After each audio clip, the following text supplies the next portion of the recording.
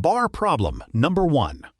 Republic Act number 500 created the municipality of San Isidro from several barrios of the municipality of San Rafael, but did not define their common boundary by metes and bounds. Years later, a dispute arose over a 200-hectare agricultural area.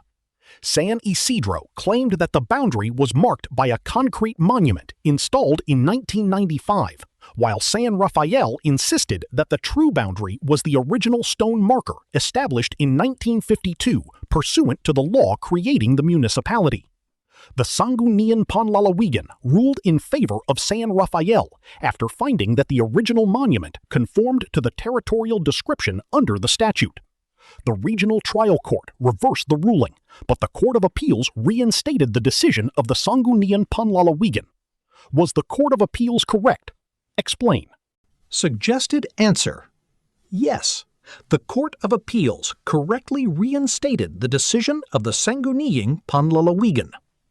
The Local Government Code provides that boundary disputes between local government units shall be resolved by determining the correct boundary in accordance with the law creating the political subdivisions concerned. Jurisprudence holds that courts do not redraw territorial boundaries, but merely ascertain and enforce the boundary established by the creating statute. Here, the evidence showed that the original stone monument corresponded with the territorial limits contemplated by the law creating the municipality of San Isidro, whereas the later concrete marker had no statutory basis. Consequently, the Court of Appeals correctly upheld the factual determination recognizing the original boundary. Accordingly, the disputed territory properly belongs to San Rafael, and the decision of the Sangguniang Panlalawigan should be sustained. Bar problem number 2. Carlos was the incumbent mayor of the municipality of San Miguel, Province A, when he filed his Certificate of Candidacy, COC, for governor of Province B in the 2028 elections. In his COC, Carlos declared that he had been a resident of Province B for 1 year and 6 months, claiming that his ancestral home and family roots were located there.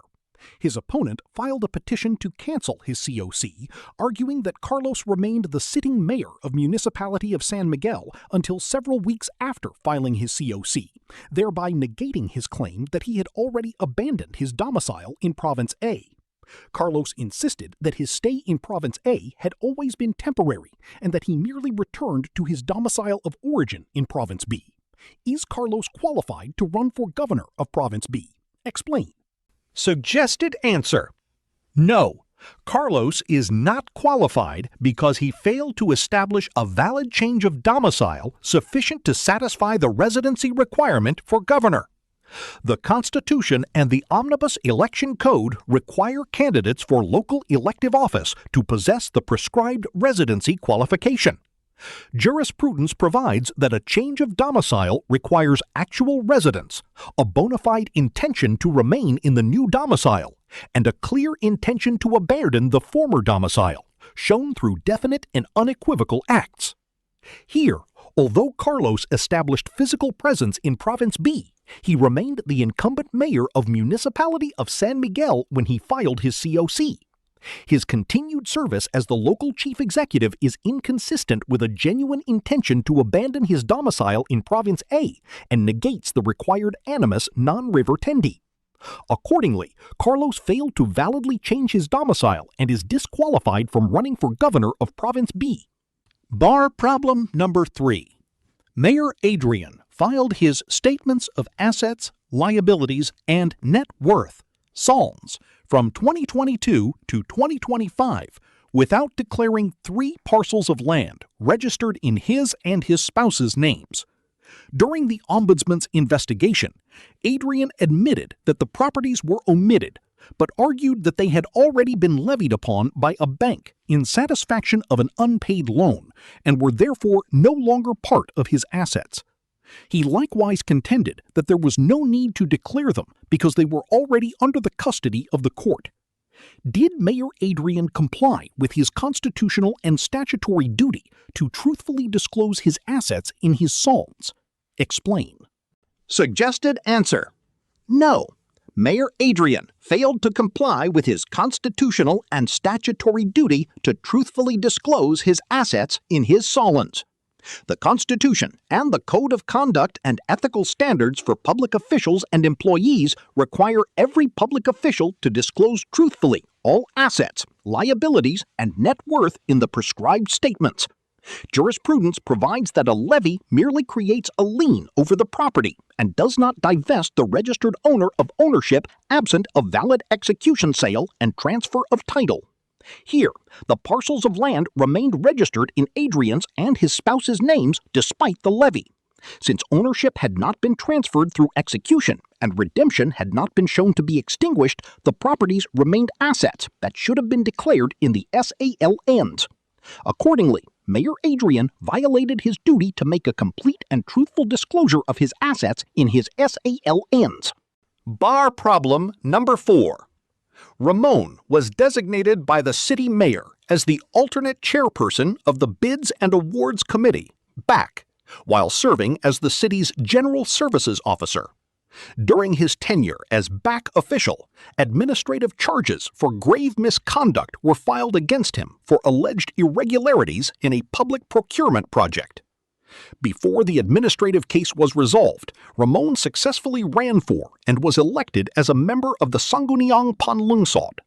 He moved to dismiss the administrative case, invoking the doctrine of condonation on the ground that his election by the people erased any administrative liability arising from his previous acts. Is Ramon correct? Explain. Suggested answer: no.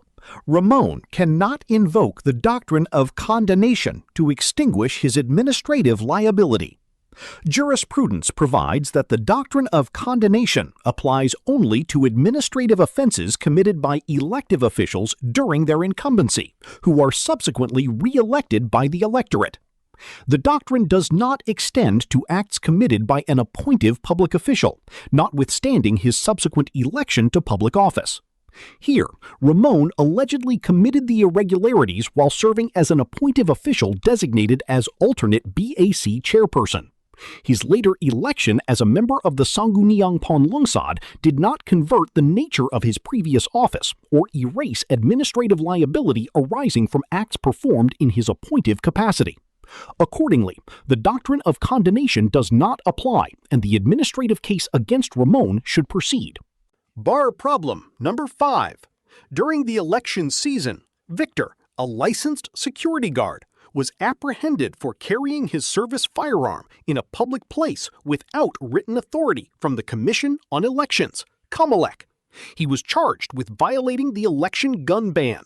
Victor argued that the alleged offense occurred before the 90-day period preceding Election Day and claimed that the COMELEC had no authority to fix an election period longer than that provided under the Constitution. He insisted that the election gun ban could not legally apply to him. Is Victor's contention correct? Explain. Suggested answer: no. Victor's contention is without merit because the COMELEC is constitutionally authorized to fix the election period when necessary to ensure credible elections. The Constitution and the Omnibus Election Code provide that the election period shall ordinarily commence 90 days before and end 30 days after Election Day, unless the COMELEC fixes a different period in special cases. Jurisprudence recognizes that this authority forms part of the COMELEC's constitutional mandate to ensure free, orderly, honest, peaceful, and credible elections. Here, the COMELEC validly fixed an election period extending beyond the default 90-day period. Consequently, the election gun ban was already in force when Victor carried his firearm without the required written authority, notwithstanding his reliance on the default election period. Accordingly, the COMELEC validly fixed the election period, and Victor cannot avoid liability on the ground that the election gun ban had not yet commenced. Bar problem number 6.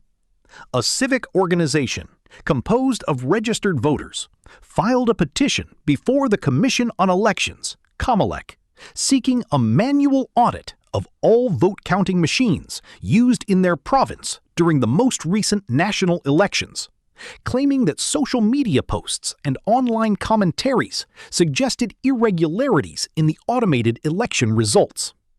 After the Comelec denied the petition, the group filed a petition before the Supreme Court, arguing that the denial violated their constitutional right to information on matters of public concern because they merely sought access to election records and not the annulment of the election results. Is the contention meritorious? Explain. Suggested answer: no. The denial of the petition did not violate the constitutional right to information. The Constitution guarantees the people's right to information on matters of public concern, subject to limitations provided by law. Jurisprudence provides that this right may be invoked only upon a proper request identifying the specific official records or information sought, so that the appropriate authority may determine whether disclosure is warranted. Here, the voters did not make a specific request for identifiable official records, but instead sought a sweeping manual audit based largely on unverified online allegations. Without a concrete and proper request for particular information, the constitutional right to information cannot be enforced. Accordingly, the Comelec did not violate the voters' right to information by denying their petition. Bar problem number 7. The Philippine National Energy Corporation, PNEC, a government-owned and controlled corporation, entered into a joint geological survey agreement with state-owned energy corporations of 2 neighboring countries.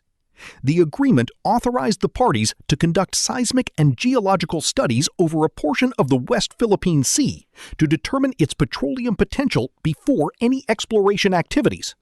Several legislators challenged the agreement, arguing that PNEC had no authority to enter into such arrangement involving the country's natural resources without presidential action.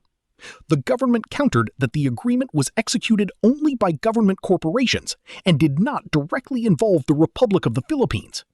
Is the government's contention tenable? Explain. Suggested answer: no.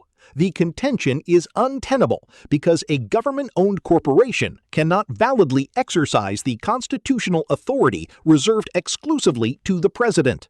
The Constitution vests in the President the exclusive authority to enter into agreements with foreign-owned corporations involving the exploration, development, and utilization of the country's natural resources subject to constitutional limitations. Jurisprudence provides that this authority cannot be delegated to government-owned corporations or justified by treating their agreement as merely an arrangement among state enterprises.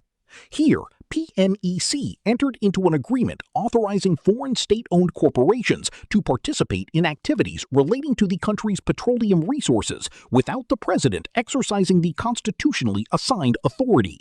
Such arrangement cannot derive validity solely from the participation of government corporations. Accordingly, the agreement is unconstitutional for violating the constitutional allocation of authority over the exploration, development, and utilization of the nation's natural resources. Bar problem number 8. From 2016 to 2018, the Metro Water District granted productivity incentives and special allowances to its officers and rank-and-file employees pursuant to board resolutions. In 2022, the Commission on Audit, COA, issued a notice of disallowance after finding that the benefits lacked legal basis under the salary standardization law.